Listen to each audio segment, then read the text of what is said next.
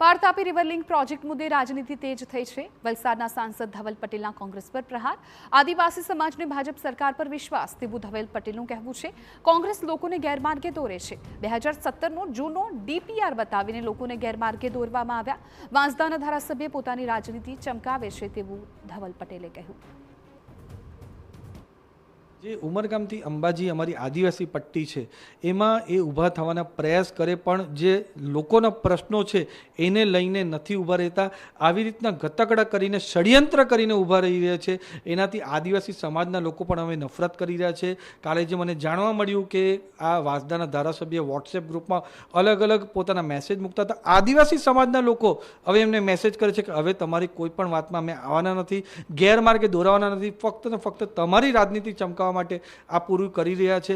તાપી પાર Narmada river link પ્રોજેક્ટને લઈને સમગ્ર દક્ષિણ ગુજરાતનું જે કંઈક રાજકારણ ગરમાયું છે, જેને લઈને હવે આંદોલનાત્મક ભૂમિકા ભજવતા જે કંઈક નેતાઓ હતા એ એમનું જે કંઈક આંદોલન પૂરું થયું છે। હવે ધવલભાઈ પટેલ સાથે વાત કરીશું સમગ્ર સ્થિતિ મુદ્દે। ધવલભાઈ, આંદોલન થયું, સરકાર દ્વારા જવાબો પણ આપવામાં આવ્યા, આજે સમગ્ર જે કંઈક કોંગ્રેસની જે ભૂમિકા છે એને તમે કઈ રીતે મૂલવો છો?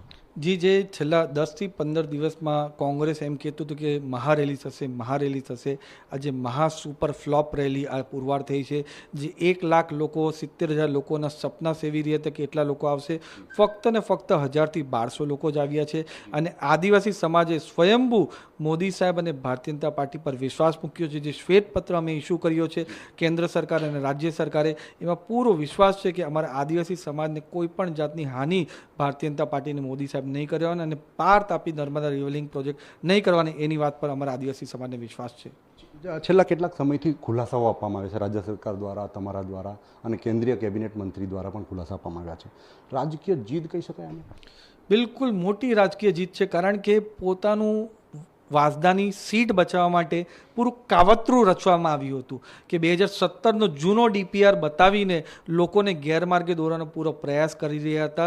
પણ અમારી સરકારે પણ પુરવાર કરી દીધું કે 2022ની અંદર, 23ની અંદર અને 25માં પાછું લેખિતમાં આપી દીધું છે। એનાથી એ પૂરા રીતે એમનું જે એક્સપોઝ થઈ ગયા છે અને પાછા અમારા આદિવાસી સમાજ ભારતીય જનતા પાર્ટી છે એ પુરવાર થઈ ગયું છે। એ મોટી જીત ભારતીય જનતા પાર્ટીની છે। અને કોંગ્રેસનું જે ઉમરગામથી અંબાજી પટ્ટી છે જેમાં એમનું પૂરું ધોવાણ થયું હતું વિધાનસભામાં અને લોકસભામાં, એ આગળના સમયમાં પણ એવું જ કાયમ રહેશે। બીજી એક વાત કરીએ તો ઉમરગામથી અંબાજીની જે કંઈક પટ્ટી છે એમાં કોંગ્રેસ દ્વારા ફરીથી ઊભા થવાનો પ્રયાસો કરવામાં આવી રહ્યા, એને તમે કેવી રીતે જુઓ છો? કારણ કે હવે જાન્યુઆરીમાં જે સ્થાનિક સ્વરાજ્યની ચૂંટણી આવે છે। જી, જે ઉમરગામથી અંબાજી અમારી આદિવાસી પટ્ટી છે એમાં એ ઊભા થવાના પ્રયાસ કરે પણ જે લોકોના પ્રશ્નો છે એને લઈને નથી ઊભા રહેતા। આવી રીતના ગતકડા કરીને ષડયંત્ર કરીને ઊભા રહી રહ્યા છે। એનાથી આદિવાસી સમાજના લોકો પણ હવે નફરત કરી રહ્યા છે। કાલે જે મને જાણવા મળ્યું કે આ વાંસદાના ધારાસભ્ય વોટ્સએપ ગ્રુપમાં અલગ અલગ પોતાના મેસેજ મૂકતા હતા। આદિવાસી સમાજના લોકો હવે એમને મેસેજ કરે છે કે હવે તમારી કોઈ પણ વાતમાં અમે આવવાના નથી, ગેરમાર્ગે દોરાવાના નથી, ફક્ત ને ફક્ત તમારી રાજનીતિ ચમકાવવા માટે આ પૂરું કરી રહ્યા છે।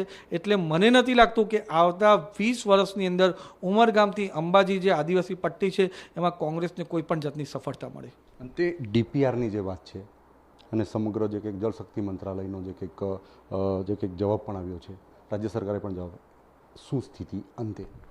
જી, જે આ ડીપીઆર છે ગૂગલ કરી લો, ડીપીઆર છે ગૂગલ કરી લો, વાત કરીએ છીએ। કાલે મારી જે પ્રેસ કોન્ફરન્સ હતી એમાં મેં બતાવી દીધું કે વેબસાઇટ પરથી જે ડીપીઆર છે 2017નો ડીપીઆર છે, જૂનો ડીપીઆર છે। આ પ્રોજેક્ટ કોંગ્રેસની સરકાર લાવી હતી। આનો ફિઝિબિલિટી રિપોર્ટ પણ 2009 ને 10ની અંદર કોંગ્રેસની સરકારે કર્યો હતો અને ડીપીઆર કમિશન પણ મનમોહન સિંઘે 2011માં કર્યો હતો। એ જ ડીપીઆરની વાત કરે છે। 22 અને 23માં અમારા મુખ્યમંત્રી ભૂપેન્દ્ર પટેલજી અને ત્યારના જલશક્તિ મંત્રી ગજેન્દ્ર શેખાવતજીએ લિખિતમાં આપ્યો હતો કે આ પ્રોજેક્ટ અમે કેન્સલ કરીએ છીએ, રદ કરીએ છીએ। અને પાછું 2025માં કાલે અમારા કેન્દ્રીય જલશક્તિ મંત્રાલય દ્વારા એને લિખિતમાં આપી દીધું છે।